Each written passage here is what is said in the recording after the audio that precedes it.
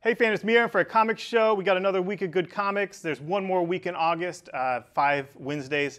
Next week is the Looney Tunes DC crossover. So I'm very, very excited for Lex Luthor Porky Pig. I know that sounds dumb. I know it. I know it sounds like I'm goofing on you. But if you remember the last one with Elmer Fudd Batman, which was Eisner nominated, I don't think it actually won, but it was Eisner nominated. Well, another Eisner-nominated person, Mark Russell, is doing that Lex Luthor Porky Pig, and this week he has Exit Stage Left, the Snagglepuss Chronicles, and you might know him from the Flintstones. Yeah, he like totally redid the Flintstones, made it, you know, socio-political, a lot of allegory, a lot of metaphors, all that stuff.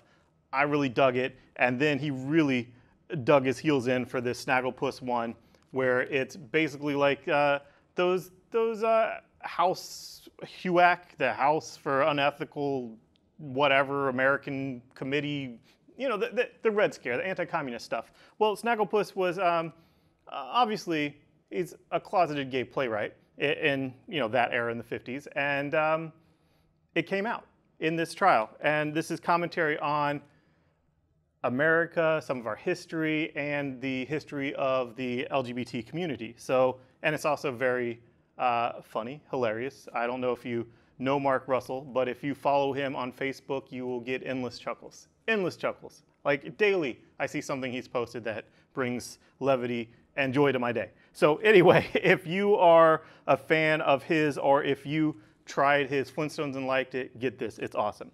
Moving on for other stuff from DC.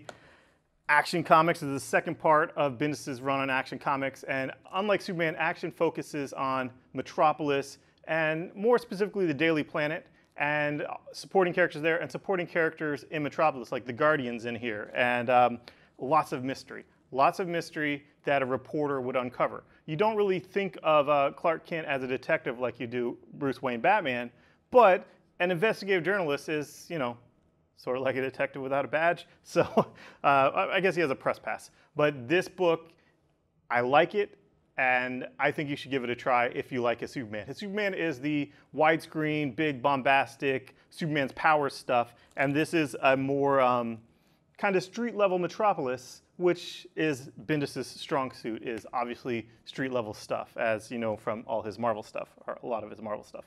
Also, Batman Kings of Fear #1 is out. This is a Tim Sale variant cover. Diamond shorted me on my regular covers, and I still don't have them, so I can't show you that. But I have plenty of these, and this is a book by Kelly Jones. If you like his art, this is completely nostalgic. It is exactly what you would want if you like his art, and they play to his strengths. It's a scarecrow as the main antagonist. So it is the kind of dark, creepy stuff that you know from the guy that's done Swamp Thing and the Vampire Batman. And finally for DC, Justice League Dark, Dr. Fate's here. He's not on the team. Constantine is still in this issue, and he's not on the team, but both of those characters factor heavily in what happens. Wonder Woman is like a fish out of water in this magic community that doesn't want her, even though she's lived her whole life magic, adjacent to magic at least, you know, like from Paradise Island. It's obviously lots and lots of magic, but she's not like a spellcaster. And now that magic is threatened and the universe is threatened because of magic, she has to do something, and nobody wants her. No one wants her around. No one wants to help her. And that's how it is. Oh, and Detective Chimp steals every scene he's in, like always. Love Bobo. Moving on to Image, Die, Die, Die.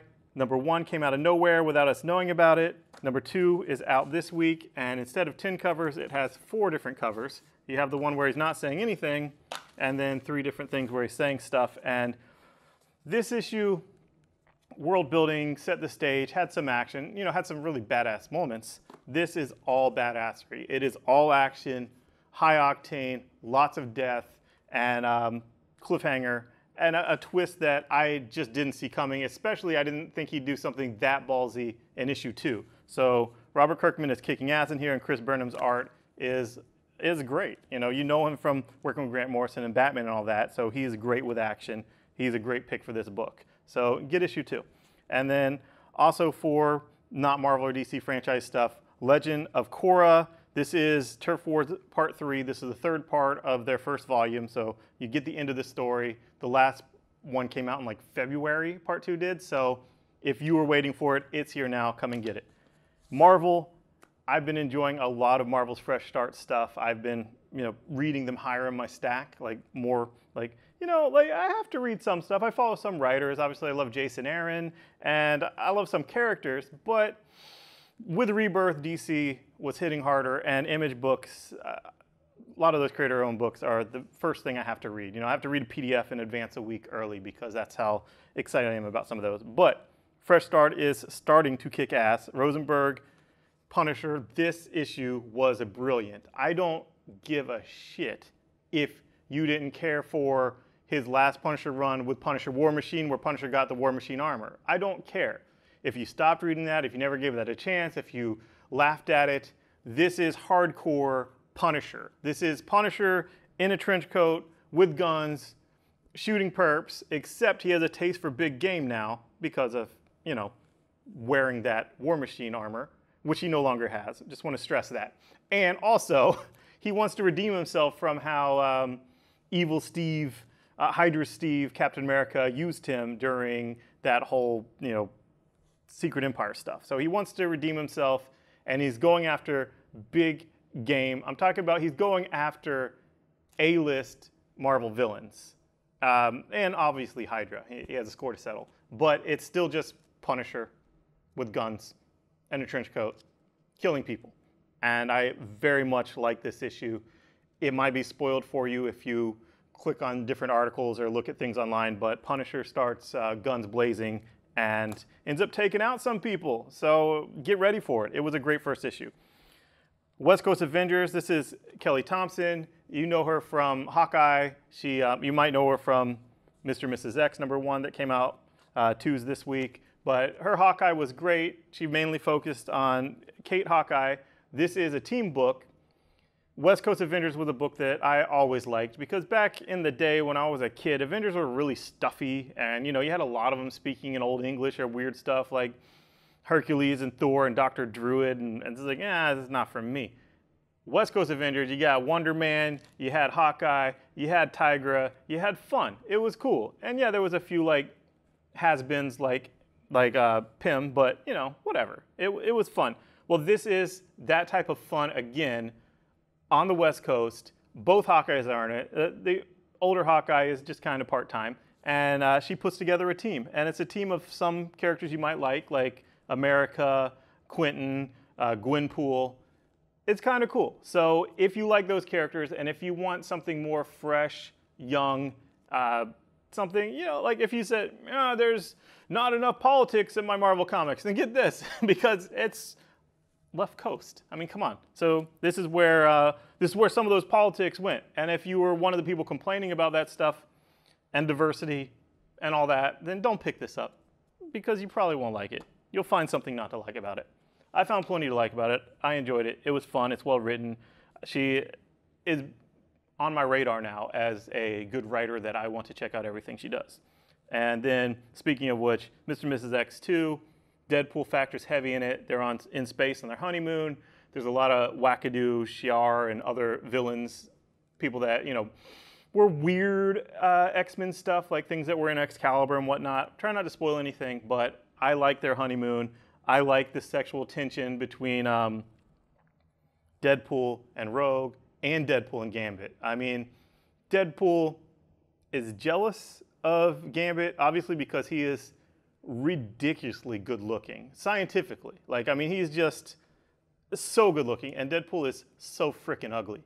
And he doesn't care. He'll hook up with one of them, both of them, watch them. He just wants some action of some way, voyeuristic or being involved, anything, and it's funny. So get that. Amazing Spider-Man. Nick Spencer and Otley have been on point with this. It's been fun. It's felt like classic Spider-Man. Didn't throw out any of the continuity, but refocused it. And what they did with issue 2 of separating Peter and Spider-Man, which separating them. So yeah, it's a spoiler for issue 2, but we're on issue 4 now. Has played out very, very nicely, and I've really enjoyed the difference between Peter Parker and Spider-Man if they were separated. And I like it. I'm ready to see where it goes. I'm enjoying Nick Spencer's run, and Otley was the perfect artist to put on this book. And Jason Aaron, I love him. McGinnis is great for big, powerful team books. And Avengers with issue 6 is the end of this first story arc. It was awesome. It was widescreen movie, heavy hitting, you know, like summer blockbuster. And issue 7, the next issue, is going to be the origin of the Woolly Mammoth Ghost Rider. So issue 7, I believe it's a one-shot Woolly Mammoth Ghost Rider origin. Get that. This is the last part of the first arc, and it will be out in trade really soon, probably when issue 7's out. And then finally, Donny Cates is batshit crazy. Venom's always been crazy. Now he's batshit crazy too. I mean, look at these freaking wings. This is ridiculous. This is insane. Like, there's so many crazy ideas on every page. So much. He doesn't throw out any of the continuity. I can't stress that enough with some of these best writers. They break new ground. They pick up pieces of different things, and they, in between the cracks, they inject their own awesomeness, their own stamp on these things. But this is Venom. He loves Venom. Everything Venom still happened. There's just more to the story than we ever knew. And some of that was even seeded by Jason Aaron in his Thor run, supposedly. And I never liked Venom as, like, he was never one of my favorite characters, ever. In fact, I used to clown on him. I was like, oh, it's Peter Parker's rival photographer that looks like frickin' the world champion bodybuilder. Like, what the hell was that? It's just like what Todd McFarlane felt like drawing at the time. And fine, you know, he's an artist, writer, whatever. He can draw whatever he wants. It just didn't really fit the character to me. And I didn't really care. And the ooze and the eat your brains and all that stuff, I just didn't really give a shit. However, I do give a shit about this. Donny Cates is making it that kind of insane, like, I don't want to say so bad it's good, but ideas that I could tell the idea and you said, that's the stupidest idea I've ever heard. And then you could actually, like, read the idea written by Donny Cates and you'd be like, I want more. Instantly, I want more.